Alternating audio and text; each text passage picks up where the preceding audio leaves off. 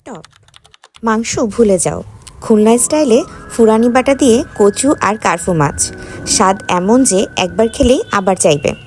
আজ দেখাবো কেন এই রান্না খুলনার সব থেকে আন্ডাররেটেড ট্রেজার। প্রথমে একটা কচু নিয়ে নিজের পছন্দ আকারে সাইজ অনুযায়ী কেটে নিতে হবে।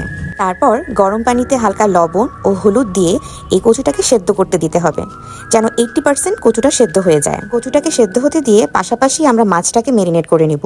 ভালো করে মাছটা ধুয়ে মাঝে হলুদ আর লবণ দিয়ে মাছটাকে ভালো মতো ম্যারিনেট করে রেখে দিব।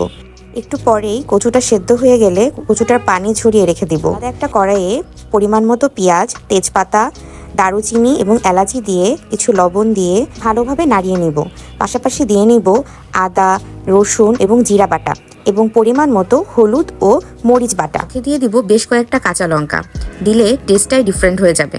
ভালোভাবে কষাতে হবে যেন তেলটা বেরিয়ে আসে। খানিকক্ষণ কষানোর পর আবার একটু পানি দিয়ে আমরা আবার একটু কষাবো। কষানোর পরে ওই কষানো ঝোলের মধ্যে মাছগুলো দিয়ে দিব। বেশি নাড়াচাড়া করা যাবে না, তাহলে মাছগুলো ভেঙে যাবে, যেহেতু মাছগুলো অনেক নরম থাকে। ওইভাবে রেখে দিয়ে মাছটাকে হতে দিব।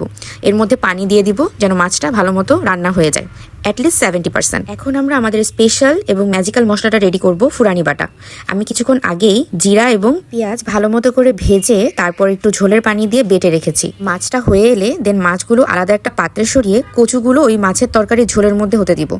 একটু হওয়ার পরে মাছগুলো দিয়ে ফুরানি বাটা সাইডে সাইডে করে দিয়ে দিব যেন মাছগুলো না ভেঙে পড়ে। ঝোলটা টেনে আসতে থাকলেই তখন ওর উপরে ছিটিয়ে দিব আমাদের গরম গরম ভাজা জিরার গুঁড়া, যেন স্বাদটাই ডিফারেন্ট হয়ে যাবে।